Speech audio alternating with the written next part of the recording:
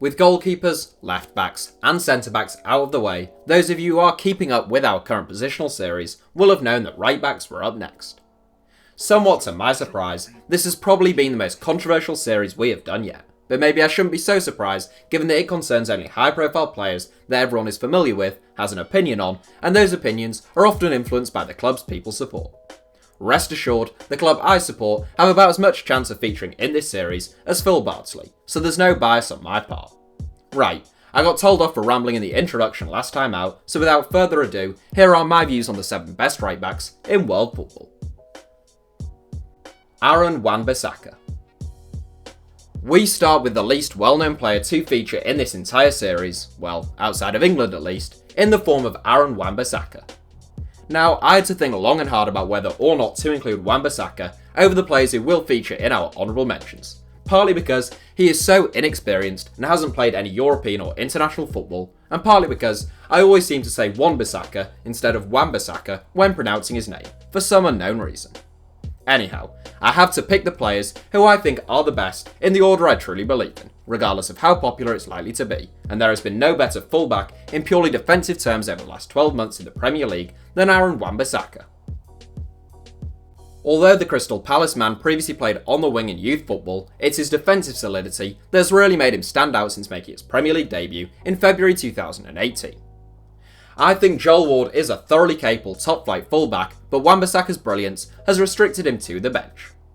Although the 21-year-old is as yet uncapped, he is bitterly unlucky to be playing in the most competitive position in the England squad.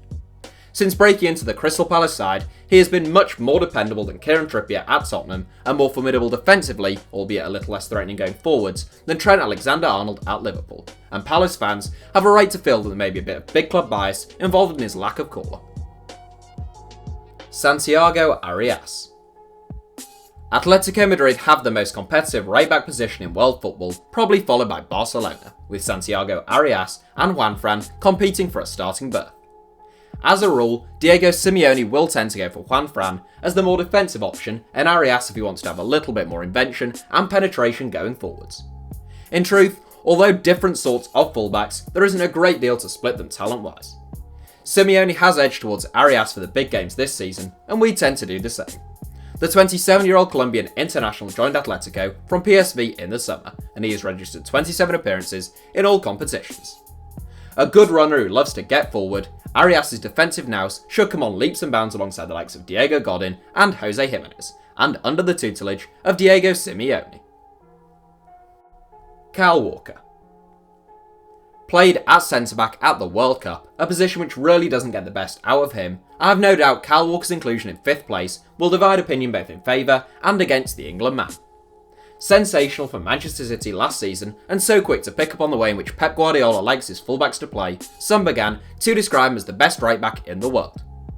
This season has been rather more of a mixed bag, playing some brilliant football at times, but also being dropped for Danilo at one stage of the campaign.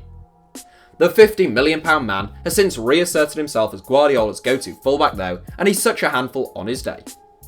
Walker's lightning pace makes him a nightmare to live with on the overlap for opposition fullbacks, as well as acting as a get-out-of-jail-free card when found wanting at the back. As I said earlier, I'd say Aaron Wan-Bissaka has been the most formidable Premier League fullback defensively over the last 12 months, but in terms of all-round play, I'd still just about go with Walker as the division's, and indeed England's, best right-back. Nelson Semedo. We briefly mentioned Barcelona's competition for the right-back spot when talking about Santiago Arias earlier, and that competition is between Nelson Semedo and Sergio Roberto. Now, Roberto is a player we like a lot, and I'd say he is a better footballer than Semedo, but I'm not sure that he's a better right-back. The La Masia graduate has looked a little shaky there at times this season, and I think it's obvious that he feels most comfortable in the centre of midfield. Semedo, meanwhile, has gone from strength to strength in his second season at the Camp Nou, receiving plaudits for his pace, understanding, and intelligent runs down the right flank. Capped 8 times by Portugal, the 25-year-old joined Barca for over €30 million from Benfica in 2017, but as one of the best right-backs in the world with a lot of football ahead of him, that probably wasn't a bad deal. Joao Cancelo. Portugal are spoilt for choice in the right-back position, with Ricardo Pereira, Nelson Semedo, Cedric Soares and Joao Cancelo all available for selection, and all but Soares aged 25 or younger. Cancelo is the youngest of the trio, but he appears to be the one who Fernando Santos rates the highest, and we just about go with the 64-year-old Portugal boss on that one. Although he came through the youth ranks at Benfica, Cancelo made his name with Valencia, before signing for Juventus in a €40 million deal last summer. A regular fixture under Massimo Allegri since then, Cancelo is a right-back very much in the mould of the modern-day attack-minded full-back. He's quick, good on the ball, and loves to get forward. Defensively, there's still plenty of room to improve, but he's a really bright talent, and he's the man who gets us started with our top three. Joshua Kimmich. Now, it was a tight call between our top two, and certainly good arguments can be made for both. I'd say Joshua Kimmich has been the best right-back in the world so far this season, and he's getting mightily close to being the best right-back around, full stop. The one thing holding Kimmich back at times is his defensive positioning and somewhat dubious attempts to mark opponents, but there are so many positives. When Germany and Bayern Munich lost an all-time great in the form of Philipp Lahm to retirement, they could scarcely have dreamed for a finer replacement than Kimmich. Having been tried out in a variety of positions as a promising youngster, he settled at right back under Pep Guardiola. It's possible that he would be an even more accomplished player if the Spaniard had stuck around in Bavaria for a little longer, but even now, only Jordi Alba can really rival Kimmich in terms of attacking output by a fullback at the highest level. Jadon Sancho is the only player with more Bundesliga assists this season, a reminder that Kimmich is a defender might be timely here, and his work rate and composure are both first class. Kimmich only just turned 24, and there should be no way in which he doesn't become the best right-back in the world in the next 12 to 18 months. The honourable mentions. Before we conclude with our top spot, we ought to acknowledge some honourable mentions in what was yet another really tough seven to put together. I'll start with Italy and Roma right-back Alessandro Florenzi, who is quick, purposeful, and a fine crosser of the ball. Just a little too naive defensively, even at the age of 28, and in this era of such attack-minded fullbacks, to make our seventh. Trent Alexander-Arnold probably falls into a similar boat, although he has rather more time on his side to become more assured at the back. Nevertheless, the Liverpool regular is already an outstanding fullback who came very close to beating Wan-Bissaka into 7th place.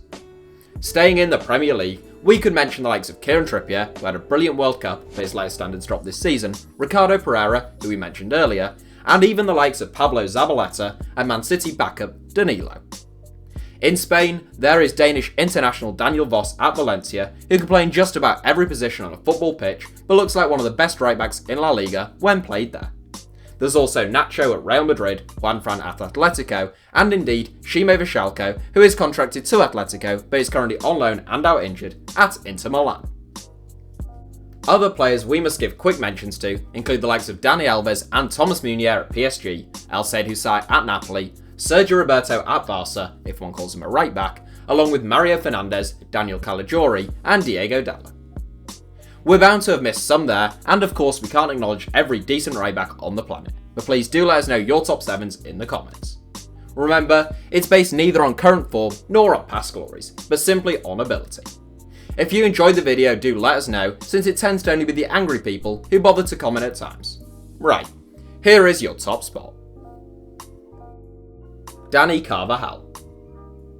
Whilst the prevalence of Real Madrid players in this series may continue to baffle those who can't hear me, when I say the inclusions are based on how good I think the players are, and not just on current form, for those of you with ears, you won't be too surprised to see Dani Carvajal become the second Real player to top one of these sevens. Now, it was a tight call between Kimmich and Carvajal, but right now, we think the Spaniard is more convincing defensively, and as such, just about the right choice.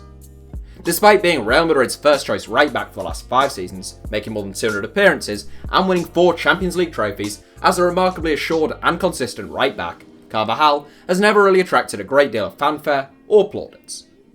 Presumably this is because the 27-year-old isn't as flashy as someone like a Dani Alves, but his performance levels over an extended period of time at the highest level have been top draw.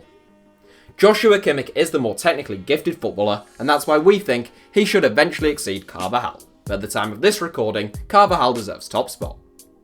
It isn't the first time I've pointed this out, but the fact that Carvajal has never made the FIFA Pro World 11 makes a mockery of the ceremony as much as Messi being named as the 5th best player in the world. So that's it for our 7. Thanks for watching, feel free to subscribe and turn on notifications for more from us if you enjoyed the video, and you can now also follow us on Twitter for more ramblings from me. Our username is simply @HITC Sevens.